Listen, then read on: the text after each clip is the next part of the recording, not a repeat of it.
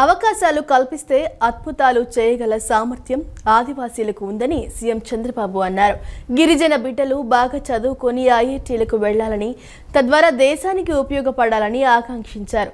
ప్రతి ఒక్కరూ దేశం కోసం పనిచేయాలని, దేశం మనకు ఏమిచ్చిందనే దానికంటే మనం దేశానికి ఏమిస్తున్నాము అనే ఆలోచన ఉండాలని సీఎం చంద్రబాబు సూచించారు. నేను నా దేశం జెండా అజెండా అంటే ఏదైనా సాధించవచ్చని అన్నారు. విద్యార్థి బాగా చదివి స్టార్టప్ కంపెనీ స్థాపించిన దేశ సేవ చేసినట్లేనన్నారు. రాష్ట్రానికి దేశానికి విజన్ ఉన్నట్లే ప్రతి ఒక్కరికి వ్యక్తిగతంగా, కుటుంబానికి, గ్రామానికి ఒక విజన్ ఉండాలని సూచించారు. ఆదివాసీలకు చేయూతనిస్తే అద్భుతాలు సృష్టిస్తారని, ధీమ్సా నృత్యం గిన్నిస్ రికార్డులోకి ఎక్కడం గర్వకారణమన్నారు. విజయవాడలో నిర్వహించిన ప్రపంచ ఆదివాసీ దినోత్సవ కార్యక్రమంలో సీఎం పాల్గొన్నారు. కొమ్ము, బంజారా, థింసా నృత్యాలతో గిరిజనులు ఆయనకు స్వాగతం పలికారు. ఈ సందర్భంగా చంద్రబాబు డప్పు కొట్టి బాలికలతో కాసేపు నృత్యం చేశారు. అనంతరం సీఎం చంద్రబాబు సమక్షంలో వివిధ ప్రైవేట్ సంస్థలతో గిరిజన సంక్షేమ శాఖ, ఐటీడీఏలు ఎంఓయూలు కుదుర్చుకున్నాయి. ఈ సందర్భంగా సీఎం మాట్లాడారు. దేశం మనకు ఏమిచ్చిందనేది కాకుండా దేశానికి మనం ఏమిస్తున్నామనే ఆలోచన రావాలన్నారు. అరకు కాఫీని ప్రోత్సహించి ప్రపంచ స్థాయికి తీసుకువెళ్తున్నామని, పార్లమెంట్లోనూ అరకు కాఫీ స్టాల్ ఏర్పాటు చేయించామన్నారు. దీన్ని గ్లోబల్ బ్రాండ్గా మారుస్తామన్నారు. అరకు కాఫీ బాగుందని ప్రధాని మోదీ కితాబిచ్చారని, మన్ కీ బాత్లోనూ దీని గురించి చెప్పారన్నారు. ఉమ్మడి రాష్ట్రంలోనూ గిరిజనులకు న్యాయం చేసిన తొలి పార్టీ టీడీపీ అని, గిరిజన ప్రాంతాల్లోని గిరిజనులకే ఉద్యోగాలు దక్కాలని జీవో నంబర్ 3 తీసుకొచ్చామన్నారు. 2000 సంవత్సరంలో తీసుకొచ్చిన ఈ జీవో సుమారు 20 ఏళ్లు అమల్లో ఉందన్నారు. వైఎస్ఆర్ కాంగ్రెస్ పార్టీ హయాంలో 2020లో సుప్రీంకోర్టు దీన్ని కొట్టివేసిందని తెలిపారు. సుప్రీంకోర్టు జీవో నంబర్ 3ను కొట్టివేస్తే వైఎస్ఆర్ కాంగ్రెస్ పార్టీ ప్రభుత్వం సరిగా డిఫెండ్ చేయలేకపోయిందన్నారు. గిరిజనులకు లబ్ధి చేకూరేలా మళ్లీ అందరికీ ఆమోదయోగ్యమైన విధానం తీసుకొస్తామన్నారు. తమ ప్రభుత్వం గిరిజనుల హక్కుల కోసం పోరాడుతుంది. గిరిజన బిడ్డలు ఆవేశానికి లోను కాకుండా ఆలోచన చేయాలని చంద్రబాబు అన్నారు. ఆదివాసీల అభ్యున్నతే ప్రభుత్వ లక్ష్యమన్నారు. రాష్ట్రంలో 29 లక్షల మంది గిరిజనులు ఉన్నారని, వారి అభ్యున్నతికి కోట్లాది రూపాయలు ఖర్చు చేస్తున్నామని సీఎం తెలిపారు. విద్య, వైద్యం, మౌలిక సదుపాయాలు, నైపుణ్యాభివృద్ధికి ప్రాధాన్యత ఇస్తున్నామన్నారు. 9 ఐటీడీఏ కేంద్రాల అభివృద్ధితో మంచి ఫలితాలు వస్తాయని, గిరిజన ప్రాంతాల్లో రోడ్లు, కనెక్టివిటీ సదుపాయాలు మెరుగుపరుస్తున్నామని చెప్పారు. 2027 డిసెంబర్ నాటికి గిరిజనులందరికీ ఇళ్లు, సోలార్ వ్యవస్థ ఏర్పాటు చేస్తామని, టెలికమ్యూనికేషన్స్ సంస్థలతో ఒప్పందం చేసుకుని గిరిజన గ్రామాలకు వేగంగా కనెక్టివిటీ కల్పిస్తున్నామని చంద్రబాబు వెల్లడించారు. నేను ఒకటే మీకు విజ్ఞప్తి చేస్తున్నా, గిరిజన బిడ్డ ఆసుపత్రికి వెళ్ళాలన్నా, గిరిజన రైతు తన పంటను అమ్ముకోవాలన్నా, విద్యార్థి విద్యాలయాలకు వెళ్ళాలన్నా ఎక్కడా కష్టం లేని విధంగా కనెక్టివిటీ ఉండాల్సిన అవసరం ఉంది. మొన్నే డిప్యూటీ సీఎం పవన్ కళ్యాణ్ గారు ఈరోజు మీరు చూస్తే 2336 గిరిజన వాసాలకి మిషన్ మోడ్లో రోడ్ కనెక్టివిటీ కోసం పనిచేస్తున్నారు. ఇంకో పక్క జల్ జీవన్ మిషన్ కింద 3,22,991 కుటుంబాలకి కొళ్ళాయి ఇవ్వడానికి, కొళ్ళాయి ద్వారా నీళ్లు ఇవ్వడానికి ప్రయత్నం చేస్తున్నారు. 2027 డిసెంబర్ నాటికి ప్రతి ఇంటికి ట్యాప్ ద్వారా నీళ్లు ఇచ్చే బాధ్యత ఈ ప్రభుత్వం తీసుకుంటామని మీ అందరికీ హామీ ఇస్తున్నా. ఇంకొక పక్కన ఈరోజు ప్రతి ఒక్క ఆదివాసికి నివాసాన్ని ఏర్పాటు చేయడం, 64,066 ఇళ్లున్నాయి, దీన్ని ఇండ్లన్నీ కూడా చేయడం, 83,923 మందికి ఇంటిపైనే సోలార్ పెట్టి కరెంట్ ఉత్పత్తి చేయడానికి ముందుకు పోతాం. అడవి తల్లి బాట పేరుతో 1000 కోట్లతో 905 కిలోమీటర్లు ఇస్తున్నాం. డోలీ మోతలు లేకుండా ఫీడర్ అంబులెన్స్లు కానీ, 108 కానీ, 104 మొబైల్ కానీ ఇవన్నీ ఏర్పాటు చేస్తాం. నిన్నే ఒక అగ్రిమెంట్ చేసుకున్నాం టెలికమ్యూనికేషన్ సెక్టర్తో. ఎయిర్టెల్ కానీ, జియో కానీ అన్ని కంపెనీస్తో పెట్టుకుని మారుమూల ప్రాంతాల్లో ఉండే గిరిజన తాండాలకి, గిరిజన గ్రామాలకి ఇమ్మీడియట్గా కనెక్టివిటీ ఇచ్చే బాధ్యత, విజయవాడలో ఏ విధంగా అయితే సెల్ ఫోన్తో మీరు మాట్లాడుకుంటున్నారో మీ ఊరు నుంచి ప్రపంచంలో ఎక్కడికి మాట్లాడుకోవాలన్నా ఆ ఫెసిలిటీ కనెక్ట్ చేసే బాధ్యత ఈ ప్రభుత్వాన్ని అని చెప్పి మరొకసారి తెలియజేస్తున్నా. దీంతో మీకు కొంతవరకు ఉపయోగపడుతుంది. రెండోది, మీ ఆదాయం పెరగాలి, దీనికి జీవనోపాధి ఉండాలి. ఆదాయ మార్గాలు ఏమున్నాయి అవన్నీ కూడా ఆలోచిస్తాం. ఎగ్జాక్ట్గా 25 ఏళ్లకు మునుపు నాకు ఆ రోజు ఒక ఆఫీసర్ చెప్పాడు వచ్చి, గిరిజన ప్రాంతంలో కాఫీ బాగా వస్తుందని. నేను ఇమ్మీడియట్గా పిలిపించి స్టార్ట్ చేయమన్నాను. ఒక చిరు ప్రయత్నం, చిన్న ప్రయత్నం. అక్కడి నుంచి అప్పట్లోనే సిల్వర్ ఓక్ చెట్లు పెట్టి అక్కడి నుంచి కాఫీ ప్లాంటేషన్ ప్రారంభించి, కాఫీ ప్లాంటేషనే కాకుండా దాంట్లో పెప్పర్ కూడా లాభసాటిని అక్కడ పెట్టాం. నేడు ఆదివాసీలు గౌరవంగా జీవిస్తున్నారంటే అందుకు సీఎం చంద్రబాబు నాయుడు ప్రధాన కారణమని గిరిజన సంక్షేమ శాఖ మంత్రి గుమ్మడి సంధ్యారాణి తెలిపారు. నాడు ఎన్టీఆర్ తర్వాత చంద్రబాబు హయాంలోనే గిరిజనులకు మేలు జరిగిందని చెప్పారు. School of excellency, college of excellency ద్వారా 2 లక్షల మంది గిరిజనులు చదువుకుంటున్నారని వివరించారు. చంద్రబాబు సారథ్యంలో గిరిజన గ్రామాలు వేగంగా అభివృద్ధి చెందుతున్నాయని, తాగునీరు కూడా లేని పరిస్థితి ఉన్న అన్ని గ్రామాలకు మంచినీటిని అందించారని పేర్కొన్నారు. ప్రపంచ ఆదివాసీ దినోత్సవం సందర్భంగా విజయవాడలో ప్రత్యేక కార్యక్రమం నిర్వహించారు. ఈ సందర్భంగా మంత్రి సంధ్యారాణి మాట్లాడుతూ, ప్రపంచ ఆదివాసీ దినోత్సవం అనేది గతంలో ఎవరూ చూడలేదన్నారు. సీఎం చంద్రబాబు వచ్చాకే ఆదివాసీ దినోత్సవం సంబరంగా జరుగుతోందని గుర్తు చేశారు. నేడు గిరిజనులు బాగా చదువుకొని అన్ని రంగాల్లో రాణిస్తున్నారని పేర్కొన్నారు. నేడు ప్రతి క్లాస్కి ఓ టీచర్ ఉన్నారంటే అందుకు సీఎం చంద్రబాబు, మంత్రి లోకేష్ కారణమని పేర్కొన్నారు. 50 ఏళ్లకే గిరిజనులకు సీఎం చంద్రబాబు పెన్షన్ ఇచ్చారన్నారు. గత ప్రభుత్వం 18 పథకాలను రద్దు చేసి గిరిజనుల పొట్టకొట్టారని ఆవేదన వ్యక్తం చేశారు. కానీ సీఎంగా చంద్రబాబు వచ్చాక ఆ 18 పథకాలను మళ్లీ అమలు చేశారని చెప్పారు. ఈ 2 ఏళ్లలో రాష్ట్రంలో 2,500 కోట్లతో గిరిజన ప్రాంతాల్లో రహదారులు, మౌలిక సౌకర్యాలు కల్పించారని చెప్పారు. ఫీడర్ అంబులెన్స్ల సృష్టికర్త చంద్రబాబుని అన్నారు. పర్మిషన్ లేని ప్రదేశాల్లో కూడా నేడు రహదారుల నిర్మాణం జరిగిందన్నారు.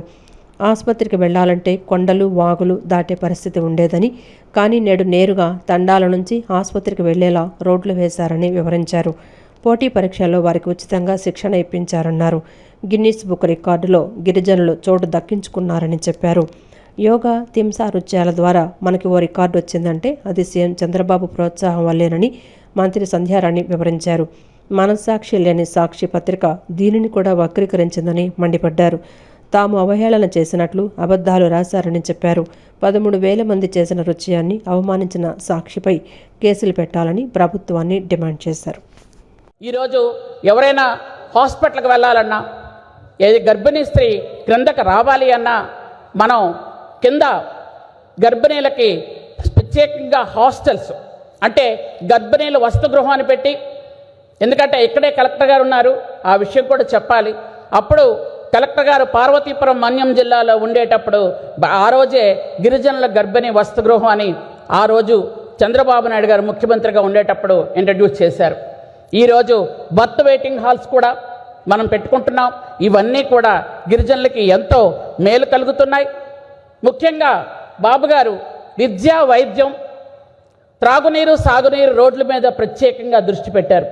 గిరిజన గ్రామాలు అందుకే చక్కగా మనకి అభివృద్ధి చెందుతున్నాయని చెప్పడానికి మేము సంతోషిస్తున్నాం.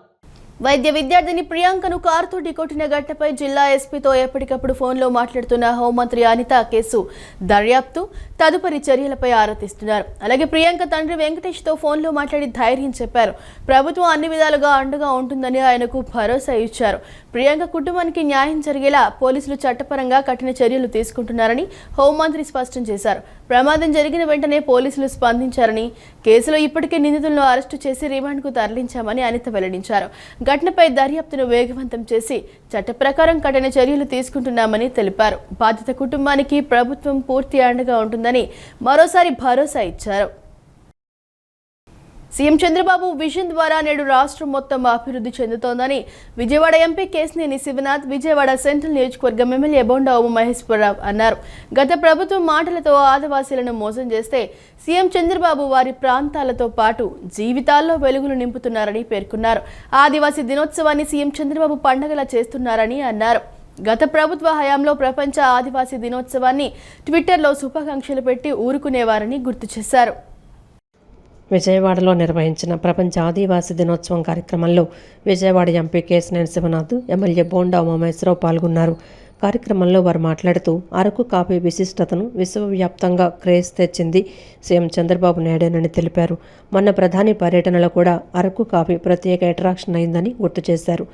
ఆదివాసీలకు దగ్గరయ్యేలా సీఎం ఎన్నో కార్యక్రమాలు చేస్తున్నారని వివరించారు. తన నియోజకవర్గంలో 22 తండాలకు సీఎం చంద్రబాబు మంచినీటి సౌకర్యం కల్పించారని వివరించారు. బడ్జెట్లో 29% ఆదివాసీలకు లోకేష్ కేటాయించారని పేర్కొన్నారు. స్వర్ణాంధ్ర అంటే చిట్ట చివరి గిరిజన ప్రాంతాలు అభివృద్ధి చెందాలనేది సీఎం చంద్రబాబు సంకల్పమన్నారు. ఆయన ఆలోచనలను ముందుకు తీసుకువెళ్లేలా మనమందరం సహకారం అందించాలని ప్రజలకు ఎంపీ కేశినేని చిన్ని పిలుపునిచ్చారు. నేడు సకల సౌకర్యాలతో గురుకుల పాఠశాలలు ఏర్పాటు చేశారని వివరించారు. మెగా డిఎస్ఏలో 1300 మంది ఆదివాసీలు టీచర్లయ్యారని చెప్పారు. సీఎం చంద్రబాబు, మంత్రి లోకేష్ ప్రతిష్టాత్మకంగా డిఎస్సీ నిర్వహించారన్నారు.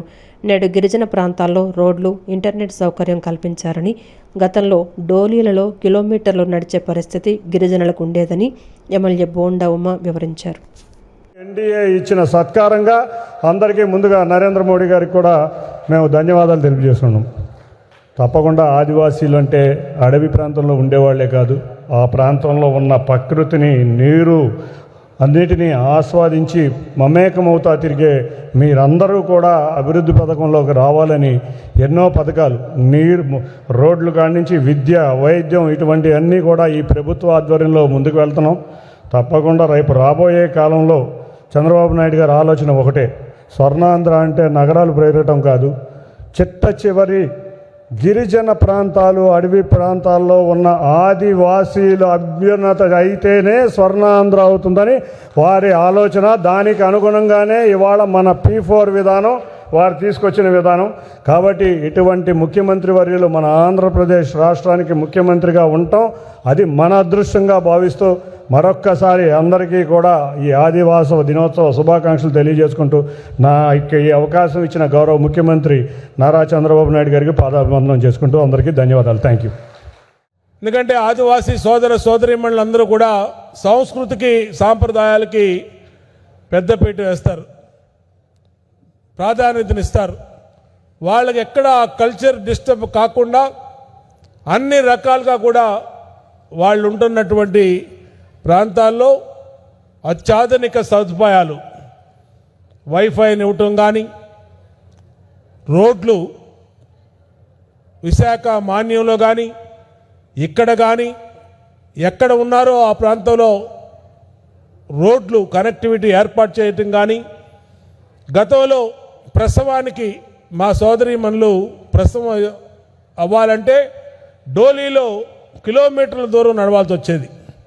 ఇవాళ ఆ పరిస్థితి లేకుండా 2 వీలర్లో మొబైల్ అంబులెన్సులు, వెళ్ళే చోటకి అంబులెన్సులు, అలాగే ప్రాథమిక ఆరోగ్య కేంద్రాలు, ఆశా వర్కర్లు, అంగన్వాడీ వ్యవస్థ, రేషన్ స్టోర్స్ని వాళ్ళ ఇంటి ముందుకి, వాళ్ళ గూడాల్లోకి తీసుకెళ్ళినటువంటి ప్రకాశం బ్యారేజ్లో గోదారమ్మ నీటి పరవళ్లను ముఖ్యమంత్రి చంద్రబాబు పరిశీలించారు. పట్టిసీమ ద్వారా కృష్ణమ్మకు వస్తున్న గోదావరి నీటిని ముఖ్యమంత్రి తిలకించారు. గోదావరి నీటితో బ్యారేజీ నిండుగా ఎంతో ఆహ్లాదంగా కనిపిస్తోందని సీఎం ఈ సందర్భంగా అన్నారు.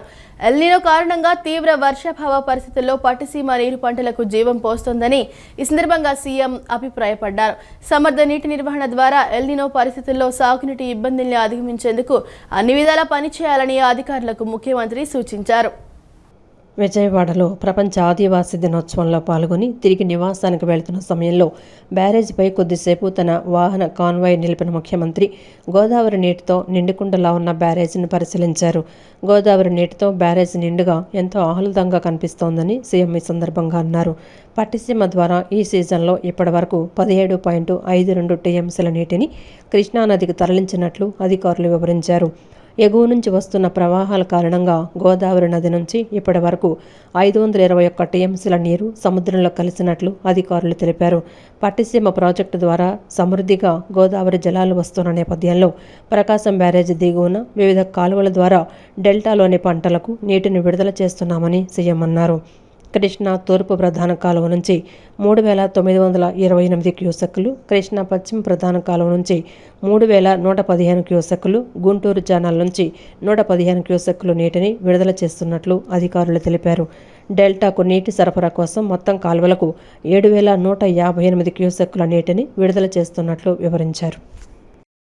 విద్యార్థుల్లో దేశభక్తి, జాతీయ స్ఫూర్తి, సృజనాత్మకతను పెంపొందించడంలో కళలు, చిత్రలేఖనం వంటి కార్యక్రమాలు ఎంతో దోహదపడతాయని ఎన్టీఆర్ జిల్లా కలెక్టర్ లక్ష్మీశా తెలిపారు.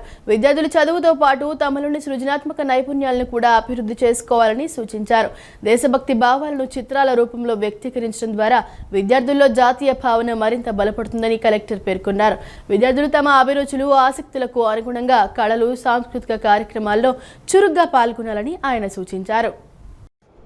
80వ స్వాతంత్ర దినోత్సవాన్ని పురస్కరించుకొని బ్రైట్ మైండ్స్ సంస్థ, లయన్స్ క్లబ్ ఆఫ్ వాణిజ్య విభాగం సంయుక్త ఆధ్వర్యంలో నేడు విజయవాడలోని బాపు మ్యూజియం వేదికగా నిర్వహించిన చిత్రలేఖనం పోటీలు ఘనంగా జరిగాయి. ఈ కార్యక్రమానికి జిల్లా కలెక్టర్ డాక్టర్ జి. లక్ష్మీశా ముఖ్య అతిథిగా హాజరై చిత్రలేఖనం పోటీలను ప్రారంభించారు. పోటీల్లో పాల్గొన్న విద్యార్థులతో కలెక్టర్ ముచ్చటించి వారు రూపొందిస్తున్న చిత్రాలను ఆసక్తిగా పరిశీలించారు. ఈ సందర్భంగా జిల్లా కలెక్టర్ డాక్టర్ జి. లక్ష్మీశా మాట్లాడుతూ త్రివర్ణ పతాకం, జాతీయ నాయకులు, స్వాతంత్ర స్ఫూర్తి తదితర అంశాలను చిత్రాల ద్వారా ఆవిష్కరించడం అభినందనీయమన్నారు. చిన్నారుల్లో దాగి ఉన్న ప్రతిభను గుర్తించి వారికి తగిన వేదిక కల్పిస్తూ ప్రోత్సహిస్తున్న నిర్వాహకులను జిల్లా కలెక్టర్ అభినందించారు. ఇటువంటి కార్యక్రమాలు విద్యార్థుల్లో ఆత్మవిశ్వాసాన్ని పెంపొందించడంతో పాటు సృజనాత్మక ఆలోచన శక్తికి పదును పెడతాయని తెలిపారు. ఈ చిత్రలేఖనం పోటీల్లో సుమారు 250 మంది చిన్నారులు ఉత్సాహంగా పాల్గొన్నారు. దేశభక్తి, జాతీయ నాయకులు, త్రివర్ణ పతాకం తదితర అంశాలను ప్రతిబింబించే చిత్రాలను విద్యార్థులు తమ సృజనాత్మకతతో ఆవిష్కరించారు. విద్యార్థుల వయస్సు, ప్రతిభను దృష్టిలో ఉంచుకొని చిత్రలేఖనం పోటీలు 4 గ్రూపులుగా నిర్వహించారు. ప్రతి విభాగంలో విద్యార్థులు ఉత్సాహంగా పాల్గొని దేశభక్తి భావాలను ప్రతిబింబించే చిత్రాలను రూపొందించారు. చిన్నారుల్లో దాగి ఉన్న ప్రతిభా పాటవాలను వెలుగుతీయటంతో పాటు వారి సృజనాత్మకతను ప్రోత్సహించేందుకు ఇటువంటి కార్యక్రమాలు ఎంతో ఉపయోగకరంగా ఉంటాయని నిర్వాహకులు తెలిపారు. పోటీల అనంతరం ప్రతిభ కనపరిచిన విద్యార్థులు Shamrock, school Richi Siddhartha, Sridhuti, B Abhinay, Skanda Saint John school Tanmaya Chaitradhanvi, NSM school Aradhya, next gen school Vaishnaya, UPS Nikshita, Saint Teresa Rebecca Joyce, Saint Teresa Mithilesh, RCM school Riya, Naga Karthika, Diyasri తదితరులకు ప్రముఖ వైద్యులు doctor lion YS Babu, Bapu museum commissioner Suresh Babu, Tagore స్మారక గ్రంథాలయ అధికారిని K. Ramadevi, UPPS faculty Chandrika, lions club of వాణిజ్య విభాగం ప్రతినిధులు శ్రీమన్నారాయణ, ప్రభు, పూర్ణిమ తదితరులు విజేతలకు బహుమతులు, సర్టిఫికెట్లు, మెమంటోలు అందజేశారు. చిత్రలేఖనం పోటీల్లో పాల్గొన్న విద్యార్థులందరికీ పార్టిసిపేషన్ సర్టిఫికెట్లు అందజేశారు. విజయవాడ పార్లమెంట్ సభ్యులు కేశినేని శివనాథ్ ఇంద్రకీలాద్రిపై అమ్మవారిని దర్శించుకున్నారు. కుటుంబ సమేతంగా అమ్మవారి దర్శనానికి వచ్చిన ఎంపీ కేశినేని శివనాథ్కు ఆలయ చైర్మన్ బొర్ర రాధాకృష్ణ, ఆలయ కార్యనిర్వహణ అధికారి వికే సేనానాయక్ ఘన స్వాగతం పలికి దర్శన ఏర్పాట్లు చేశారు. ఎంపీ కేశినేని శివనాథ్ అమ్మవారికి ప్రత్యేక పూజలు చేసి చీర, సారే సమర్పించారు. అనంతరం వేద పండితులు వేద ఆశీర్వచనం చేశారు. आयुर्दा अग्ने हविषो जुषानो घृतप्रदीपो घृतयो निरेधे घृतं वेद्वामधुजानुगव्यं विदेव पुत्रमभिरक्षतादिमं पश्यति पुत्रं पश्यति पौत्रं प्रजया पशुभिर्मिथुनैर्जायते यस्येवं विदुषो अग्निहोत्रं जुह्वति य उजैन देवं मेधा धान्यं धनं पशुं बहुपुत्रलाभं शतसंवत्सरं दीर्घमायुः।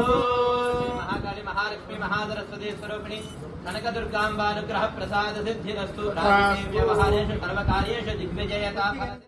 ఆంధ్రప్రదేశ్ ఇంటెలిజెన్స్ చీఫ్ మహేష్ చంద్ర లడ్డా ఈ రోజు విజయవాడ ఇంద్రకీలాద్రిపై దుర్గమ్మను దర్శించుకున్నారు. అమ్మవారిని దర్శించుకునేందుకు కుటుంబ సమేతంగా విచ్చేసిన మహేష్ చంద్రను ఆలయ చైర్మన్ బొర్రా రాధాకృష్ణ, ఆలయ కార్యనిర్వహణ అధికారి సీనా నాయక్ ఆలయ మర్యాదలతో స్వాగతం పలికి అమ్మవారి దర్శనం చేయించారు. అనంతరం ఆశీర్వాద మండపంలో వేద పండితులు వేద ఆశీర్వచనం చేసి అమ్మవారి ప్రసాదాన్ని అందజేశారు.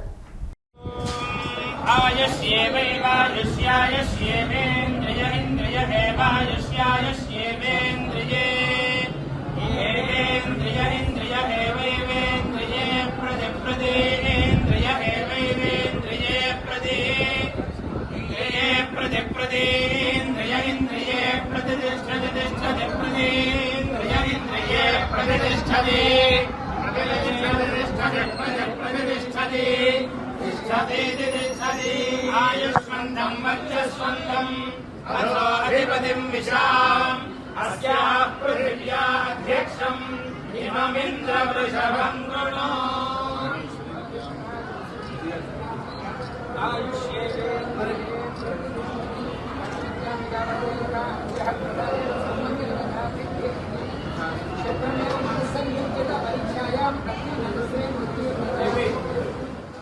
పారిశ్రామికవేత్తగా వ్యాపార రంగంలో సుస్థిర స్థానం సంపాదించుకున్న బాజీ ప్రసాద్ చిరస్మరణీయులని వైసీపీ ఎన్టీఆర్ జిల్లా అధ్యక్షులు దేవినేని అవినాష్ కొనియాడారు. విజయవాడలో రాజకీయాలకు అతీతంగా పేద విద్యార్థులకు జరుగుతున్న అన్యాయాలపై యునైటెడ్ స్టూడెంట్స్ ఆర్గనైజేషన్ తరపున ఆయన అండగా నిలిచారని గుర్తు చేశారు. విజయవాడ నగరం ఉమ్మడి కృష్ణా జిల్లా అభివృద్ధిలో దేవినేని నెహ్రూ, బాజీ ప్రసాద్, గాంధీ, మురళీల సేవలు మరువలేనివని తెలిపారు. ఎన్టీఆర్ జిల్లా వైఎస్ఆర్ కాంగ్రెస్ పార్టీ కార్యాలయంలో మాజీ మంత్రి దేవినేని రాజశేఖర్ నెహ్రూ సోదరుడు దేవినేని బాజీ ప్రసాద్ 10వ వర్ధంతి వేడుకలను అభిమానులు, వైఎస్ఆర్సీపీ శ్రేణులు ఘనంగా నిర్వహించి నివాళులర్పించారు. ఈ సందర్భంగా ఎన్టీఆర్ జిల్లా అధ్యక్షులు దేవినేని అవినాష్ మాట్లాడుతూ పారిశ్రామికవేత్తగా వ్యాపార రంగంలో సుస్థిర స్థానం సంపాదించుకున్న బాజీ ప్రసాద్ చిరస్మరణీయులని కొనియాడారు. విజయవాడలో రాజకీయాలకు అతీతంగా పేద విద్యార్థులకు జరుగుతున్న అన్యాయాలపై యునైటెడ్ స్టూడెంట్స్ ఆర్గనైజేషన్ తరపున ఆయన అండగా నిలిచారని గుర్తు చేశారు. విజయవాడ నగరం ఉమ్మడి కృష్ణా జిల్లా అభివృద్ధిలో దేవినేని నెహ్రూ, బాజీ ప్రసాద్, గాంధీ, మురళీ సేవలు మరువలేనివని తెలిపారు. భౌతికంగా ఆయన మన మధ్య లేకపోయినా విద్యార్థుల గుండెల్లో చిరస్థాయిగా నిలిచిపోయారని, వారి ఆశయాలను ముందుకు తీసుకువెళ్తామని స్పష్టం చేశారు. ఈ కార్యక్రమంలో కడియాల బుచ్చిబాబు, ముసునూరు సుబ్బారావు, ఆళ్ల చెల్లారావు, కలపాల అంబేద్కర్, గద్దె కళ్యాణ్, సాయి కృష్ణ, పంతాల సాయి తదితరులు పాల్గొన్నారు. ఆయన స్నేహితులు కానివ్వండి, ఆయన అనుచరులు కానివ్వండి, ఆయన అభిమానులు కానివ్వండి, ఈ రోజుకి బాజీ ప్రసాద్ గారిని గుర్తు చేసుకుంటారు. ఆయన సొంత మనుషులు దేశ విదేశాల్లో ఉన్న గర ఆయనతో సాన్నిధ్యం అన్ని గర గుర్తు చేసుకుంటూ ఆయన ఆశయ సాధన కోసం ప్రతి ఒక్కరుగా కృషి చేస్తున్నారు. తప్పకుండా బాజీ ప్రసాద్ గారు ఒక ఆశయ సాధన కోసం మేమందరం గారు ముందుకు వెళ్తామని చెప్పని ఈరోజు ఈ నగరంలో దేవినేని రాజశేఖర్ నెహ్రూ గారు, ఆయన సోదరులు ఈ నగరంలో, ఈ జిల్లాలో ఎంతోమంది విద్యార్థులకి అండగా నిలిచి, ఇద్దరు అన్నదమ్ములు చనిపోయినా అవన్నీ గారు దిగమింగుకొని ఈరోజు ఈ నగరంలో ఎన్నో సేవా కార్యక్రమాలు, మంచి కార్యక్రమాలు చేశారు. ఈ విజయవాడ నగరం ఉన్నంత వరకు, ఈ కృష్ణా జిల్లా ఉన్నంత వరకు, ఉమ్మడి కృష్ణా జిల్లా ఉన్నంత వరకు నెహ్రూ గారిని, బాజీ గారిని, గాంధీ గారిని, మురళీ గారిని ప్రతి ఒక్కరు గారు తలుచుకుంటారని చెప్పని వాళ్ళ ఆశయాలకు అనుగుణంగా మేమందరం గారు పనిచేసుకుంటూ ముందుకెళ్తామని సందర్భం చెప్తూ సెలవు తీసుకుంటాం. స్టూడెంట్ యూనియన్ అనే కానీ, యుఎస్ఓ కానీ ఇవన్నీ స్థాపించి ప్రతి ఒక్కరు ఎక్కడ సమస్య ఉన్నా కానీ ముందంజలో ఉండి బాజీ ప్రసాద్ గారు కానీ, నెహ్రూ గారు కానీ ప్రజల కోసం వాళ్ళ ప్రాణాలు కూడా అంకితం చేశారు. అదేవిధంగా వాళ్ళు చేసిన ప్రతి ఒక్క అభివృద్ధి పనులు ఈరోజు గుర్తు తెచ్చుకుంటూ దానిలో భాగంగానే మరి ప్రతిరోజు ఈ తను మన మధ్య ఉన్నప్పటికీ నిజంగా అలా నెరవేర్చాలంటే ఇలాంటి కార్యక్రమాలు చేయటం మరి మనందరికీ ఇదేనని చెప్పుకుంటూ సెలవు తీసుకుంటాం. నెహ్రూ గారి పేరు కానీ, బాజీ ప్రసాద్ గారి పేరు చెప్తూ ఎంతోమంది ఉద్యోగాలు, మిలిటరీ పోలీస్ ఆఫీసర్లు అవ్వచ్చు, డాక్టర్లు అవ్వచ్చు, అలాగే ఇంజనీర్లు అయ్యారు. అందరూ కూడా ఫారెన్స్లో ఉన్న ఫారెన్లో ఉన్నా కూడా మేము విజయవాడలో దేవినేని యుఎస్ఓలో ఉండి చదువుకున్నామని చెప్పడం నిజంగా ఎంతో అదృష్టం. అది దేవినేని నెహ్రూ గారి కుటుంబానికి సాధ్యమైంది. వారు లేకపోతే నిజంగా ఆ భగవంతుని ఎంతో వాళ్ళకి ఆయురారోగ్యాలు వాళ్ళ కుటుంబ సభ్యులందరూ కూడా ఇవ్వాలని చెప్పి ఆ భగవంతుని కోరుకుంటూ సెలవు. మైనార్టీల సంరక్షణతో కూడిన మెజారిటీ రూల్ అనేది ప్రజాస్వామ్యంలో ప్రాణప్రదమైన సూత్రమని ప్రముఖ ఆర్థికవేత్త, రాజకీయ విశ్లేషకులు బరకాల ప్రభాకర్ అన్నారు. మైనార్టీలకు సంరక్షణ లేని మెజారిటీ రూల్ ప్రజాస్వామ్యం కాదని చెప్పారు. ఈ దేశం ఎవరిది అనే ప్రశ్న గత 2 శతాబ్దాలుగా పదే పదే ప్రశ్న వేసుకుని సమాధానాలను అన్వేషించడం జరిగిందన్నారు. ఈ దేశం అందరిది అనే సమాధానం ఒకటైతే మెజారిటీ మతం ఉన్నవారిది మరో సమాధానం వచ్చిందని, అయితే చివరకు దేశం అందరిది అని ఒప్పుకొని రాజ్యాంగంలో పొందుపరుచుకున్న తర్వాత మళ్ళీ ఇప్పుడు ఈ దేశం అందరిది కాదనే వాదం మళ్ళీ నెమ్మదిగా తలెత్తి విజృంభించడం మొదలైందన్నారు. ది పీపుల్ ఆఫ్ ఇండియా ఆధ్వర్యంలో విజయవాడ బెన్ సర్కిల్ సమీపంలోని నాస్తికా కేంద్రంలో తెలుగు రాష్ట్రాల సదస్సు నిర్వహించారు. ఈ సదస్సులో ప్రముఖ ఆర్థికవేత్త, రాజకీయ విశ్లేషకులు పరకాల ప్రభాకర్ విశిష్ట అతిథిగా పాల్గొని దేశంలో ఆర్థిక, రాజకీయ, సాంస్కృతిక సమస్యలు, పౌర సమాజం కర్తవ్యాలు అనే అంశంపై ఆయన మాట్లాడారు. ఈ దేశం ఎవరిది అనే ప్రశ్న గత 2 శతాబ్దాలుగా పదే పదే ప్రశ్న వేసుకుని సమాధానాలను అన్వేషించడం జరిగిందన్నారు.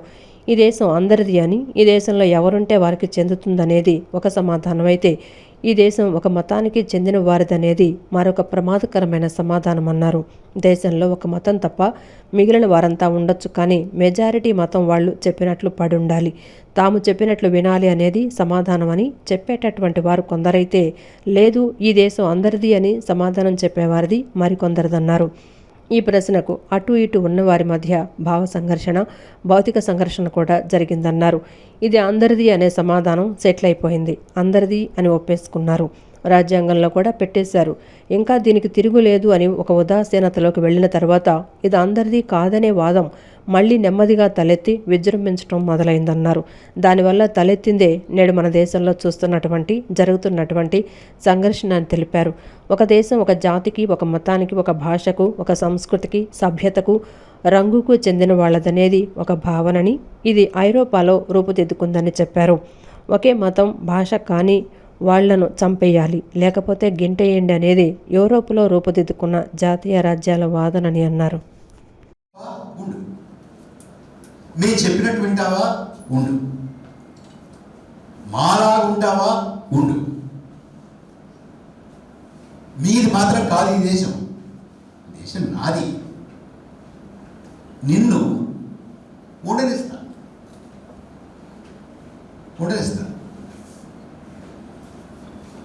మా చెప్పు చేతల్లో ఉండు అనేది కూడా ఒక సమాధానం. ఆ సమాధానం సరైన సమాధానం అనేటటువంటి వాళ్ళు కొంతమంది, లేదు ఈ దేశం అందరిది అనే సమాధానం సరైనటువంటిది అనేటటువంటి వాళ్ళు కొంతమంది. వీరిద్దరి మధ్య ఘర్షణ ఇవాళ కొత్త కాదు. అనేక సంవత్సరాలుగా, దశాబ్దాలుగా కాదు, శతాబ్దాలుగా ఇక్కడ ఈ ప్రశ్నకి అటు ఇటు ఉన్నటువంటి వాళ్ళ మధ్య భావ సంఘర్షణ, భౌతిక సంఘర్షణ కూడా జరిగింది. మనం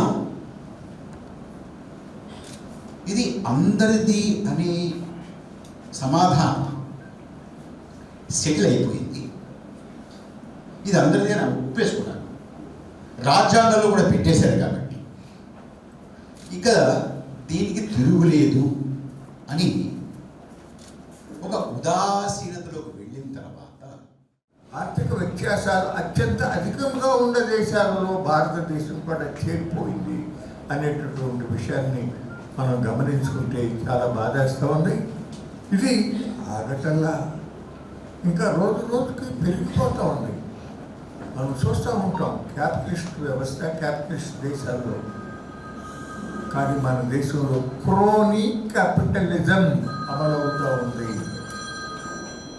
మోడీ గారికి అత్యంత సన్నిహితంగా ఉండేటటువంటి గౌతమ్ అదానీ, ముఖేష్ అంబానీ, అనిల్ అంబానీ, వేదాంత అగర్వాల్ లాంటి సంస్థలకి ప్రజల సంపదని, ఎన్నో దశాబ్దాలుగా ప్రజలు కట్టిన పన్నులు, బ్యాంకుల్లో, ఫైనాన్షియల్ ఇన్స్టిట్యూషన్స్లో తీసుకున్నటువంటి రుణం, వీటన్నిటితో ఏర్పాటు చేసినటువంటి ప్రభుత్వ రంగ సంస్థలని మానిటైజేషన్ అనే పేరు మీదుగా ఈ రోజున దేశంలోని అన్ని ఆసుపత్రుల్లో మహిళా వైద్యులు, నర్సులు, ఆలయాలకు సురక్షితమైన వాతావరణాన్ని కల్పించాలని Vijayawada obstetric and gynaecological society మాజీ అధ్యక్షురాలు డాక్టర్ వెల్లంకి శ్రీదేవి ప్రభుత్వాన్ని డిమాండ్ చేశారు. సురక్షితమైన పని వాతావరణం లేకపోతే ఎలా పనిచేస్తారని ప్రశ్నించారు. దేశవ్యాప్తంగా ఒక యూనిఫామ్ ప్రొటెక్షన్ యాక్ట్ను తీసుకురావాలన్నారు. ఆసుపత్రిలో పనిచేసే మహిళా ఉద్యోగులపై అసభ్యంగా మాట్లాడటం, చేయి వేయటం, పరిధి దాటి ప్రవర్తిస్తే కఠిన చర్యలు, శిక్షలు ఉండాలన్నారు. ఏదైనా సంఘటన జరిగినప్పుడు కళ్ళు తెరిచి ఖండించి వదిలేయడం కాకుండా ముందే సురక్షితమైన వాతావరణాన్ని కల్పించాలని కోరారు. The federation of obstetric and gynaecological societies of India, no to violence against women committee, violence against doctors committee మరియు పబ్లిక్ అవేర్నెస్ కమిటీ సంయుక్తంగా నగరంలో అభయ డేను నిర్వహించారు. ప్రాణాలను కాపాడే వైద్యులు, హెల్త్ వర్కర్లపై దాడులు, హింసకు పాల్పడవద్దని కోరుతూ విజయవాడలోని ఐఎంఏ హాల్ నుంచి వైద్యులు ర్యాలీ నిర్వహించారు. ఈ సందర్భంగా Vijayawada obstetric and gynaecological society మాజీ అధ్యక్షురాలు డాక్టర్ వెల్లంకి శ్రీదేవి మహిళా వైద్యులు మాట్లాడుతూ 2024 ఆగస్టు 9న కోల్కతాలోని RG Kar medical college and hospital విధుల్లో ఉన్న ఒక యువ వైద్యురాలిపై జరిగిన దారుణమైన దాడి, హత్య దేశ ప్రజలను తీవ్రంగా కలిచివేసిందన్నారు. ప్రాణాలను కాపాడాల్సిన ఆసుపత్రి ఊహించలేని హింసకు వేదికగా మారింది. ఈ ఘటన ముఖ్యంగా మహిళా వైద్య సిబ్బందితో పాటు విధులు నిర్వహిస్తున్న ఆరోగ్య సిబ్బంది ప్రతిరోజు ఎదుర్కొంటున్న భద్రతా సమస్యలను దేశం ముందుకు తీసుకొచ్చింది. ఇలాంటి అనేక సంఘటనలు దేశంలో జరుగుతున్నాయని అన్నారు. అందుకని the federation of obstetric and gynaecological societies of India పిలుపు మేరకు ప్రతి సంవత్సరం అభయ డేను నిర్వహించి మహిళా వైద్యులు, హెల్త్ వర్కర్లకు సురక్షితమైన పని వాతావరణాన్ని కల్పించాలని ప్రభుత్వాన్ని కోరటం జరుగుతోందన్నారు. పని ప్రదేశంలో సురక్షితమైన వాతావరణం లేకపోతే ఎలా పనిచేస్తామని ప్రశ్నించారు. అభయ డే కేవలం ఒక విషాద ఘటనను గుర్తు చేసుకున్న రోజు మాత్రమే కాదు, మార్పు కోసం దేశవ్యాప్తంగా చేపట్టిన ఒక ఉద్యమమని అన్నారు. ఆసుపత్రులు వైద్యం మరియు రక్షణకు నిలయాలుగా ఉండాలని, మహిళా ఆరోగ్య సిబ్బందికి గౌరవంతో కూడిన పూర్తి భద్రత కల్పించాలన్నారు. ఆరోగ్య సిబ్బందిపై జరిగే హింసను సమాజంపై జరిగిన దాడిగా పరిగణించాలన్నారు. ఘటన జరిగిన తర్వాత స్పందించడం మాత్రమే కాకుండా ముందుగానే భద్రతా చర్యలను అమలు చేయాలని కోరారు. హెల్త్ కేర్ వర్కర్స్ మీద హింసను అరికట్టాలి, వాళ్ళకి ఒక సురక్షితమైన పని వాతావరణం కల్పించాలి. మా అమ్మ నాన్న మమ్మల్ని బయటికి పంపించారంటే మా ఇంటి తర్వాత మేము పనిచేసే ప్లేస్ సురక్షితమైనది కావాలి, ఆ నమ్మకంతో పంపిస్తున్నారు. మరి మేము ఇల్లు దాటి గడప దాటి బయటకు వస్తే రోడ్డు మీద కాకుండా మా పని ప్రదేశంలో మాకు సురక్షితమైన వాతావరణం లేకపోతే మేము ఎలా పనిచేస్తాము? డాక్టర్స్ కావచ్చు, నర్సులు కావచ్చు, ఆయమ్మలు కావచ్చు, ఎలా పనిచేస్తారు? మాకు సురక్షితమైన వాతావరణం కావాలంటే దేశవ్యాప్తంగా ఒక యూనిఫామ్ ప్రొటెక్షన్ యాక్ట్ అనేది తీసుకురావాలి. ఎవ్వరూ కూడా హాస్పిటల్స్లో పనిచేసే ఫీమేల్ సిబ్బంది మీద దుర్భాషలాడటం కానీ, చెయ్యి వేయటం కానీ, లిమిట్స్కు మించి ప్రవర్తించడం కానీ జరిగితే కఠినమైన శిక్షలు ఉండాలి. సో ఏదైనా ఇన్సిడెంట్ జరిగిన తర్వాత కళ్ళు తెరిచి దాన్ని ఖండించడం కాకుండా ముందే సురక్షితమైన వాతావరణం కల్పించాలని చెప్పి గవర్నమెంట్ని మేము కోరుతున్నాం. అందుకే raise your voice, take a pledge. రోజు ఈ అభయ డే కార్యక్రమంలో జరుగుతున్న స్త్రీలకి మరియు ముఖ్యంగా హెల్త్ కేర్ వర్కర్స్కి, హాస్పిటల్లో పనిచేస్తున్న వర్కర్లకి, హాస్పిటల్లో ఎవరు పనిచేస్తున్నా డాక్టర్సే కాకపోవచ్చు, నర్సింగ్ స్టాఫ్, తర్వాత ల్యాబ్ టెక్నీషియన్స్, రకరకాల క్యాడర్స్ వాళ్ళు హాస్పిటల్లో వర్క్ చేస్తారు. హాస్పిటల్లో ఏదైనా ప్రాబ్లం అయినప్పుడు వీళ్ళందరి మీద తిరగబడ్డము, వైలెన్స్ జరగడం అనేది కామన్ ఇన్సిడెంట్స్గా అయింది. సో ఇది మనము బ్యాన్ చేసి ఈ విధమైన సంఘటనలు జరగకుండా ఉండడానికి, మా ప్రతిఘటనను తెలియజేయడానికి ఈరోజు మేము ఈ కార్యక్రమాన్ని నడిపిస్తాం. సూర్య సత్య చారిటబుల్ ట్రస్ట్ ద్వారా గత 11 సంవత్సరాలుగా పేద ప్రజలకు వివిధ రకాల సేవా కార్యక్రమాలు చేయటం అభినందనీయమని జనసేన పార్టీ ఎన్టీఆర్ జిల్లా అధ్యక్షుడు సామినేని ఉదయభాను అన్నారు. ఏడాది పొడవునా ప్రతి నెల ఏదో ఒక సేవా కార్యక్రమాన్ని ట్రస్ట్ తరపున చేస్తున్నారని తెలిపారు. ట్రస్ట్ ద్వారా సోమేశ్వరరావు చేస్తున్న సేవా కార్యక్రమాలు అందరికీ స్ఫూర్తిదాయకమని అన్నారు. సూర్య సత్య చారిటబుల్ ట్రస్ట్ వార్షికోత్సవం విజయవాడ చిట్టినగర్లోని నగరాల కళ్యాణ మండపంలో నిర్వహించారు. ఈ కార్యక్రమానికి జనసేన పార్టీ ఎన్టీఆర్ జిల్లా అధ్యక్షుడు సామినేని ఉదయభాను ముఖ్య అతిథిగా విచ్చేశారు. వార్షికోత్సవాన్ని పురస్కరించుకొని 60 మంది పేద విద్యార్థులకు స్కాలర్షిప్లు పంపిణీ చేశారు. ఈ సందర్భంగా ఆయన మాట్లాడుతూ నగరాల కుటుంబం నుంచి వచ్చిన సోమేశ్వరరావు సూర్య సత్య చారిటబుల్ ట్రస్టును స్థాపించి అనేక రకాల సేవా కార్యక్రమాలు చేస్తున్నారన్నారు. ప్రతి నెల ఏదో ఒక సేవా కార్యక్రమం చేస్తున్నారని తెలిపారు. పేద విద్యార్థులకు ఉపకార వేతనాలు ఇవ్వడం, వికలాంగులకు వాహనాలు ఇవ్వడం, పేదలకు వస్త్రదానం చేయడం, కంటి ఆపరేషన్లు ఇలా అనేక సేవా కార్యక్రమాలు చేస్తున్నారని అన్నారు. సంస్థ 11వ వార్షికోత్సవం సందర్భంగా పవన్ కళ్యాణ్ స్ఫూర్తిగా సోమేశ్వరరావు సేవా కార్యక్రమాలు చేస్తున్నారని అన్నారు. సోమేశ్వరరావు కుమారులు చంద్రశేఖర్, శ్రీనివాసరావు అమెరికాలో ఉంటూ తన తండ్రికి ఆర్థిక సహాయం చేస్తూ ట్రస్టు ద్వారా సేవా కార్యక్రమాలు చేస్తున్నారని చెప్పారు. అనంతరం సూర్య సత్య చారిటబుల్ ట్రస్ట్ చైర్మన్ సోమేశ్వరరావు మాట్లాడుతూ గత 11 సంవత్సరాలుగా ఉపకార వేతనాలు, చలివేంద్రాలు, ఉచిత వైద్య శిబిరాలు నిర్వహిస్తున్నామని తెలిపారు. ప్రకృతి విపత్తుల సమయంలో కూడా బాధితులకు అనేక సేవలు చేశామన్నారు. డిప్యూటీ సీఎం పవన్ కళ్యాణ్ స్ఫూర్తితో సేవా కార్యక్రమాలు చేస్తున్నామని, భవిష్యత్తులో మరిన్ని కార్యక్రమాలు చేస్తామన్నారు. ఈరోజు మమ్మల్ని అందరినీ కూడా జనసేన పార్టీ నాయకుల్ని, నగరాల్లో ఉన్న పెద్దల్ని అందరినీ కూడా వాడి కుటుంబంలో ఉన్న అందరి పెద్దలను కూడా పిలిచి మా చేతుల మీదుగా దాదాపుగా 60 మంది చదువుకునే విద్యార్థుల్ని బాగా చదువుకునే పిల్లల్ని కూడా పిలిచి వారికి ఆర్థిక సహాయం చేస్తూ 60 చెక్కుల్ని మరి మా అందరి చేతుల మీదుగా ఇప్పించేందుకు మరి వారికి హృదయపూర్వకమైన అభినందనలు చేస్తున్నాం. భవిష్యత్తులో ఇంకా అనేక రకాల సేవా కార్యక్రమం చేసి అటు జనసేన పార్టీకి అలానే పేద వర్గాల వారికి సహాయం చేసే పరిస్థితిలో ఉండాలని చెప్పి కోరుకుంటూ వారిని ప్రత్యేకంగా మనస్ఫూర్తిగా అభినందిస్తున్నాం. అలానే అమ్మవారికి, కనకదుర్గమ్మ అమ్మవారు వారి కుటుంబానికి ఇంకా అనేక రకాల మేలు చేస్తూ ఇంకా ఆర్థిక సహాయం చేసే శక్తిని ఇవ్వాలని చెప్పి కోరుకుంటూ జనరల్ బీపీ, షుగరు అట్లాంటి మెడిసిన్స్ ఇచ్చి ఎంతో సర్వీస్ చేస్తాం. అదేవిధంగా బీదలకి దుప్పట్లని, చీరలు అలాంటివి, తర్వాత యాపిల్ అనాథాశ్రమానికి కూడా ప్రతి సంవత్సరం ఒక ఆర్థిక సహాయం కూడా అందిస్తూ ఈ కార్యక్రమాలని ఇంకా ప్రకృతి విపత్తుల టైంలో కూడా పచారీ కిట్స్ అని ఆర్థిక సహాయం కూడా చేసి అందరికీ ఇది మెయిన్ ఏంటంటే పవన్ కళ్యాణ్ గారి స్ఫూర్తితోనే ఈ కార్యక్రమం 11 సంవత్సరాల నుండి మొదలుపెట్టాం. నేనే కాదు, మా బాబు కూడా అమెరికాలో కూడా ఇటువంటి కార్యక్రమాలు చాలా చేస్తున్నాడు. ఈ కార్యక్రమాలని ఇది చాలా సంతోషంగా చేయాలని. ఆంధ్రప్రదేశ్ రాష్ట్రంలో చలనచిత్ర పరిశ్రమ అభివృద్ధికి ప్రభుత్వం ప్రత్యేక చర్యలు చేపట్టాలని ఆంధ్రప్రదేశ్ మూవీ ఆర్టిస్ట్ అసోసియేషన్ అధ్యక్షులు పిల్లా ప్రసాద్ కోరారు. రాష్ట్రంలో అద్భుతమైన లొకేషన్స్ ఉన్నాయని, అలాగే సాంకేతిక నిపుణులు ఉన్నారని, వారందరి జీవనోపాధికి ప్రభుత్వం దృష్టి సారించడానికి ఫిల్మ్ డెవలప్మెంట్ కార్పొరేషన్ ఏర్పాటు చేయడం అభినందనీయమని అన్నారు. రాష్ట్రంలో స్వంత గృహస్థలం ఏర్పాటు చేయాలని, అలాగే స్టూడియోలు, రికార్డింగ్, రీ రికార్డింగ్ థియేటర్స్ ఏర్పాటుకు త్వరితగతిన కార్యాచరణ చేయాలని కోరారు. Andhra Pradesh movie artist association AP మా కార్యవర్గ సమావేశం ఏపీ ఎన్జీఓ కార్యాలయం నందు జరిగింది. ఈ సందర్భంగా ఏపీ మా అధ్యక్షులు పిల్లా ప్రసాద్ మాట్లాడుతూ ఆంధ్రప్రదేశ్ రాష్ట్రంలో చలనచిత్ర పరిశ్రమ అభివృద్ధికి ప్రభుత్వం ప్రత్యేక చర్యలు చేపట్టాలని, సినిమా పరిశ్రమపై అనేక మంది నటీనటులు, సాంకేతిక నిపుణులు ఈ రాష్ట్రంలో ఉన్నారని, వారి జీవనోపాధికి కృషి చేయాలని ప్రభుత్వానికి విజ్ఞప్తి చేశారు.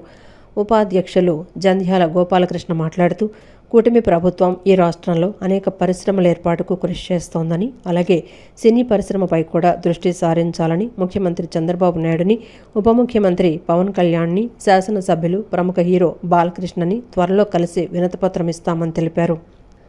అనంతరం Andhra Pradesh film industry employees federation అధ్యక్షులు తోరం రాజా మాట్లాడుతూ ఆంధ్రప్రదేశ్ రాష్ట్రంలో అద్భుతమైన లొకేషన్స్ ఉన్నాయని, అలాగే సాంకేతిక నిపుణులు ఉన్నారని, వారందరి జీవనోపాధికి ప్రభుత్వం దృష్టి సారించడానికి ఫిల్మ్ డెవలప్మెంట్ కార్పొరేషన్ ఏర్పాటు చేయడం అభినందనీయమని, అలాగే కార్మికులకు ఆంధ్రప్రదేశ్ రాష్ట్రంలో స్వంత గృహస్థలం ఏర్పాటు చేయాలని, అలాగే స్టూడియోలు, రికార్డింగ్, రీ రికార్డింగ్ థియేటర్స్ ఏర్పాటుకు త్వరితగతిన కార్యాచరణ చేయాలని కోరారు. మరి మిగతా ప్రొడక్షన్ కాస్ట్ ఎక్కువైపోవడానికి కారణం ఏంటంటే మనకు సరైన వసతులు లేవు, మౌలిక సదుపాయాలు లేవు. వాటన్నిటి గురించి కృషి చేయాలంటే ఆంధ్రప్రదేశ్లో ఇండోర్ స్టూడియోలు నిర్మాణం కావాలి, అలాగే రికార్డింగ్ థియేటర్ల నిర్మాణం కావాలి, అలాగే ప్రొడక్షన్ యూనిట్లు పెట్టుకోవడానికి అవుట్డోర్ యూనిట్లు, క్యారవాన్లు ఇట్లాంటివన్నీ డెవలప్మెంట్ కావాలి. ఇవన్నీ ఏర్పాటు చేయాలంటే ప్రభుత్వం ఏర్పాటు చేసుకోవడానికి కనీసం ఫ్రీగా స్థలం అనేది ఇస్తూ ఉందంటే అనేక మంది రావడం జరుగుతుందండి. ప్రభుత్వం ఆ దిశగా కూడా కృషి చేస్తుందని చెప్పేసి నేను ఆశిస్తున్నాను. అలాగే ఆంధ్రప్రదేశ్లో గతంలో ఇచ్చినటువంటి ప్రభుత్వం ఇళ్ల స్థలాలు ఏవైతే ఉన్నాయో అవి ఆంధ్రప్రదేశ్లో కూడా ఏర్పాటు చేయడం కోసం మేము ఆంధ్రప్రదేశ్ సినీ వర్కర్స్ హౌసింగ్ సొసైటీ అనేది ఏర్పాటు చేసుకున్నామండి. చాలా ఖచ్చితంగా, చాలా నిజాయితీగా ఈ సంస్థను స్థాపించాం. ఈ సంస్థ ఫ్యూచర్లో, భవిష్యత్తులో చాలా గొప్ప సంస్థగా ఆంధ్రప్రదేశ్ మూవీ ఆర్టిస్ట్ అసోసియేషన్ చాలా పేరు ప్రఖ్యాతులు పొందుతుందని, అలాగే 24 క్రాఫ్ట్స్లో ఉన్న టెక్నీషియన్స్ కూడా ఎంతోమంది ఉన్నారు. వాళ్ళందరం కూడా మేమందరం కూడా ఒక ఐకమత్యంగా మేము 2 చేతులు జోడించి ప్రభుత్వం వారికి వినమ్రంగా మేము విన్నవించుకుంటున్నాం. మాకు ఇక్కడ స్థలం కేటాయించండి, ఇక్కడ పరిశ్రమలు పెట్టండి, స్టూడియోలు పెట్టండి, డబ్బింగ్ థియేటర్లు కట్టండి, మా అందరికీ పని ఇప్పించమని. ముఖ్యమంత్రి చంద్రబాబు ఉద్యోగులను మోసం చేస్తున్నారని, శ్వేతపత్రం పేరుతో ఆయన చెప్పినవన్నీ అబద్ధాలేనని ఏపీ జీఈఎఫ్ మాజీ చైర్మన్ కాకర్ల వెంకటరామిరెడ్డి అన్నారు. 30,000 కోట్ల బకాయిలు చెల్లించినట్లు చంద్రబాబు పచ్చి అబద్ధాలు చెప్పారని, డిఏ, పీఆర్సీ, ఐఆర్ వంటివి ఇక లేనట్టేనని ఎల్లో మీడియా రాస్తోందని అన్నారు. హిమాచల్ ప్రదేశ్లో ఉద్యోగులకు జీతాలు తగ్గించినట్టు ఎల్లో మీడియా రాసిందని, అదేవిధంగా ఏపీలో కూడా తగ్గించాలంటున్నట్టుగా రాశారని, ఇక మీదట జీతాలు ఇస్తే చాలన్నట్టుగా ఉద్యోగులను మానసికంగా సిద్ధం చేస్తున్నారని ఆరోపించారు. ఏపీ జీఈఎఫ్ మాజీ చైర్మన్ కాకర్ల వెంకటరామిరెడ్డి విలేకరుల సమావేశం నిర్వహించారు. సమావేశంలో ఆయన మాట్లాడుతూ రాష్ట్ర ప్రభుత్వం ఉద్యోగులకు 55,000 కోట్లు బకాయి పడిందని, ఇప్పటికే 5 డిఏలు పెండింగ్ పెట్టారన్నారు. గత 2 ఏళ్లుగా ఐఆర్ లేదన్నారు. జగన్ హయాంలో ఉద్యోగులకు ఎక్కువ ఖర్చు చేశారని, చంద్రబాబే అంగీకరించారని, 3.5 లక్షల మంది ఉద్యోగులను రోడ్డున పడేసిన చరిత్ర చంద్రబాబుదని చెప్పారు. రాష్ట్ర ప్రభుత్వ ఆదాయంలో ఉద్యోగుల జీతాలు ఖర్చు 45% మాత్రమేనని, కానీ చంద్రబాబు మాత్రం వచ్చే ఆదాయమంతా ఉద్యోగులకే సరిపోతుందనటం పచ్చి అబద్ధం కాదా అని ప్రశ్నించారు. అమరావతి ఆవకాయ, యోగా కోసం 100 కోట్లు ఖర్చు చేస్తున్నారని, అద్దాల కోసం 1000 కోట్లు ఖర్చు చేస్తున్నారని, ఇక సీఎం మంత్రుల విలాసాల కోసం ప్రత్యేక విమానాలు, హెలికాప్టర్ల కోసం 1000 కోట్లు ఖర్చు చేస్తున్నారని విమర్శించారు. కానీ ఉద్యోగుల మీద ప్రజలకు చెడు అభిప్రాయం తెచ్చేందుకు చంద్రబాబు ప్రయత్నిస్తున్నారని తెలిపారు. ఎన్నికలకు ముందిచ్చిన హామీలను అమలు చేయమని మాత్రమే కోరుతున్నామని, కొన్ని శాఖల్లో 2 నెలలుగా జీతాలు ఇవ్వటం లేదన్నారు. ఉద్యోగులపై చంద్రబాబు ప్రభుత్వం కక్ష సాధింపులకు దిగారని, ఆంధ్ర యూనివర్సిటీ వీసీ రిటైర్మెంట్కు గంట ముందు సస్పెండ్ చేశారన్నారు. 5 ఏళ్ల క్రితం సెలవు పెట్టారని, ప్రతాప్ రెడ్డికి ఛార్జీ మెమో ఇవ్వటం దుర్మార్గమన్నారు. అదే మొత్తం రాష్ట్ర ప్రభుత్వం పెట్టిన ఖర్చులో జీతాల శాతం ఎంత అంటే 33.8%, అంటే 34%. అదే 2000 సంవత్సరంలో కూడా అంతే ఉంది. రెవెన్యూ ఆదాయంలో జీతాల ఖర్చు 49.54% ఉంది. మొత్తం పెట్టిన ఖర్చులో జీతాల ఖర్చు 27.36% ఉంది. 2017-18లో రెవెన్యూ ఆదాయంలో జీతాల శాతం 49.5% ఉంది. మొత్తం ఖర్చులో జీతాల శాతం 35.89% ఉంది. 2020-21లో మాత్రం రెవెన్యూ ఆదాయంలో జీతాల శాతం 63.99 ఉంది. మొత్తం ఖర్చులో 43.24% ఉంది. మళ్ళీ 2023-24లో రెవెన్యూ ఆదాయంలో జీతాల శాతం 51.38% ఉంది. మొత్తం ఖర్చులో 38.9% ఉంది. అంటే 30 ఏళ్ళ నుంచి కూడా రాష్ట్ర ప్రభుత్వ రెవెన్యూ ఆదాయంలో జీతాలకు పెట్టే ఖర్చు 45-50% ఉంది. రాష్ట్ర ప్రభుత్వం పెట్టే మొత్తం ఖర్చులో జీతాల శాతం 35-40% ఉంది. కానీ ఒక్క 19-20-21లో మాత్రమే రెవెన్యూ ఉన్నాయి. ఆ పెండింగ్ ఉంటే దానికి సంబంధించి మేము అనేక పలుమార్లు ఆర్థిక శాఖ మంత్రి గారిని కలిసాము. రిటైర్ ఎంప్లాయీస్ కూడా ఉన్నారు ఇందులో. వాళ్ళకి సరెండర్ లీవ్లు రాలేదు. ఇప్పటికీ వాళ్ళ యొక్క చాలా బాధపడుతున్నారు. ఒక్క గ్రాడ్యుయేట్ ఒకటి శాంక్షన్ చేశారు, వాళ్ళకి ఇచ్చారు. అది కూడా 15,000 ఉంటే 10 లక్షలు ఇచ్చారు. 15 లక్షలు ఉంటే 10 లక్షలు ఇచ్చారు. 5 లక్షలు ఆఫ్ చేశారు. వాళ్ళు చాలా బాధపడుతున్నారు. కాబట్టి ఇది కూడా కూటమి ప్రభుత్వానికి తెలియజేస్తున్నాము. కాబట్టి సడన్ లీవ్లు కూడా శాంక్షన్ చేయవలసిన కోరుతున్నాము. మీరు దయచేసి ఈ యొక్క రిటైర్మెంట్ ఎంప్లాయీస్, మన ఎంప్లాయీస్ మొత్తాన్ని ఈ విధానాన్ని మార్చుకొని మాకందరికీ మన ఎంప్లాయీస్ మొత్తానికి. సూపర్ స్టార్ మహేష్ బాబు జన్మదిన వేడుకలు విజయవాడలో ఘనంగా నిర్వహించారు. 42వ డివిజన్లో బాడిత రూపేష్ ఆధ్వర్యంలో నిర్వహించిన ఈ వేడుకల్లో అభిమానులు పెద్ద సంఖ్యలో పాల్గొని తమ అభిమాన నటుడికి జన్మదిన శుభాకాంక్షలు తెలిపారు. కేవలం సంబరాలకే పరిమితం కాకుండా మహేష్ బాబు సేవా స్ఫూర్తిని ఆదర్శంగా తీసుకుని పలు సేవా కార్యక్రమాలు నిర్వహించారు. పేదలకు పండ్లు, వస్త్రాలు పంపిణీ చేయడంతో పాటు అన్నదానం నిర్వహించారు. సూపర్ స్టార్ మహేష్ బాబు జన్మదిన వేడుకలు 42వ డివిజన్లో ఘనంగా జరిగాయి. బాడిత రూపేష్ ఆధ్వర్యంలో నిర్వహించిన ఈ కార్యక్రమంలో మహేష్ బాబు అభిమానులు, స్థానిక నాయకులు, కార్యకర్తలు, అభిమాన సంఘం ప్రతినిధులు పెద్ద సంఖ్యలో పాల్గొన్నారు. మహేష్ బాబు జన్మదినోత్సవాన్ని పురస్కరించుకొని అభిమానులు కేక్ కట్ చేసి సంబరాలు జరుపుకున్నారు. అనంతరం పేదలు, నిరుపేద కుటుంబాలకు పండ్లు, వస్త్రాలను పంపిణీ చేశారు. అలాగే అన్నదాన కార్యక్రమాన్ని నిర్వహించి పలువురికి భోజనం అందించారు. మహేష్ బాబు సినిమాల ద్వారా కోట్లాది మంది అభిమానులను సంపాదించుకోవటమే కాకుండా సేవా కార్యక్రమాల ద్వారా కూడా ఎంతోమందికి ఆదర్శంగా నిలుస్తున్నారని నిర్వాహకులు తెలిపారు. అభిమానులుగా తమ హీరో పుట్టినరోజును అర్థవంతంగా జరుపుకోవాలనే ఉద్దేశంతోనే సేవా కార్యక్రమాలకు ప్రాధాన్యత ఇచ్చినట్లు పేర్కొన్నారు. పేదలకు అండగా నిలవడం, అవసరమైన వారికి సహాయం చేయడం ద్వారా మహేష్ బాబు పట్ల తమ అభిమానాన్ని చాటుకుంటున్నామన్నారు. ఈ సందర్భంగా ఐలాపురం భాస్కర్, శ్రీనివాస్, కళ్ళిశెట్టి లక్ష్మణరావు మాట్లాడుతూ మహేష్ బాబు జన్మదినోత్సవాన్ని పురస్కరించుకొని సేవా కార్యక్రమాలు నిర్వహించడం ఎంతో సంతోషంగా ఉందన్నారు. మహేష్ బాబు తన నటనతో అభిమానులను అలరిస్తూనే సామాజిక సేవా కార్యక్రమాలకు ప్రాధాన్యత ఇస్తున్నారని తెలిపారు. ఆయన సేవా స్ఫూర్తిని అభిమానులు కూడా కొనసాగించాలని పిలుపునిచ్చారు. మహేష్ బాబు మరిన్ని విజయాలు సాధించాలని, ఆయురారోగ్యాలతో సంతోషంగా ఉండాలని ఆకాంక్షించారు. ప్రతి ఒక్క అభిమానిగాడ మహేష్ బాబు అభిమాని అంటే నేను మహేష్ బాబు అభిమాని అని చెప్పుకోవడం గర్వకారణంగా ఉన్న ఏకైక హీరో మా ప్రిన్స్ మహేష్ బాబు. మహేష్ బాబు పుట్టినరోజు వేడుకలు భవానీపురం 42వ డివిజన్లో మా అందరి ఆధ్వర్యంలో జరుగుతున్న నాకు చాలా ఆనందంగా, నాకు వచ్చి వీళ్ళంతా సహకరించడం చాలా సంతోషంగా ఉంది. ప్రతి సంవత్సరం ఇంతగా కృష్ణ గారి పుట్టినరోజులు కానీ మహేష్ బాబు పుట్టినరోజులు కానీ చేయాలని, తర్వాత వచ్చే సంవత్సరం మళ్ళీ ఇదే పుట్టినరోజు టయానికి ఈ గట్టానికి ఏరియాలో సూపర్ స్టార్ కృష్ణ గారి విగ్రహం ఏర్పాటు చేసి ఆ విగ్రహం దగ్గర ఈ ఉత్సవాలు జరుపుకోవాలనేది నా కోరిక. దీనికి అందరూ సహకరిస్తారని చెప్పి మహేష్ బాబు గారు నటశేఖర్ కృష్ణ గారి వారసుడు. నటన దీనిలో కూడా ఆయన వారసత్వం పొంది కృష్ణ గారి ద్వారా ఈరోజు సూపర్ స్టార్ అవ్వడం జరిగింది. ఎంతోమంది అభిమానుల్ని కూడగట్టుకోవడం జరిగింది. ఆయన పుట్టినరోజు వేడుకలు బాడీసా రూపేష్ గారి ఆధ్వర్యంలో 42వ డివిజన్లో ఘనంగా చేసుకోవడం జరుగుతుంది. అందరికీ పళ్ళు పంచి పెడతాం, అలాగే కేక్ కట్ చేసి మమ్మల్ని ఇక్కడ పిలిచి మా ద్వారా చేయించడం కూడా మాకు చాలా సంతోషకరంగా ఉంది. అలాగే మహేష్ బాబు గారు మరెన్నో పుట్టినరోజులు జరుపుకోవాలని కోరుకుంటూ రూపేష్ గారి ఆధ్వర్యంలో ఇలాంటి సేవా కార్యక్రమాలు చాలా చేయాలని కోరుకుంటూ సెలవు తీసుకుంటాం. గొప్ప నాయకులు అందరూ కూడా చాలామందికి సర్వీస్ చేస్తుంటారు. మహేష్ బాబు గారు ఎన్నో హార్ట్ సర్జరీస్ చేస్తూ తన సేవా హృదయాన్ని ప్రజలకు తెలియజేస్తూ అదేవిధంగా నడవండి అని మహేష్ బాబు ఫ్యాన్స్ అందరికీ సూచిస్తున్నారు. ఆ విధంగా ఈరోజు ఇక్కడ రూపేష్ గారు సేవ చేస్తూ నలుగురికి ఆదర్శప్రాయంగా ఉన్న మహేష్ బాబు గారి అభిమానిగా వారు కూడా గొప్ప నాయకులు. అందరికీ మహేష్ బాబు గారికి, మహేష్ బాబు గారి అభిమానులకి శుభాకాంక్షలు తెలియజేస్తూ వారికి జన్మదిన శుభాకాంక్షలు. ఈ వార్తలు ఇంతటితో సమాప్తం. మరో బులెటిన్తో మళ్ళీ కలుద్దాం. అంతవరకు సెలవు. నమస్కారం.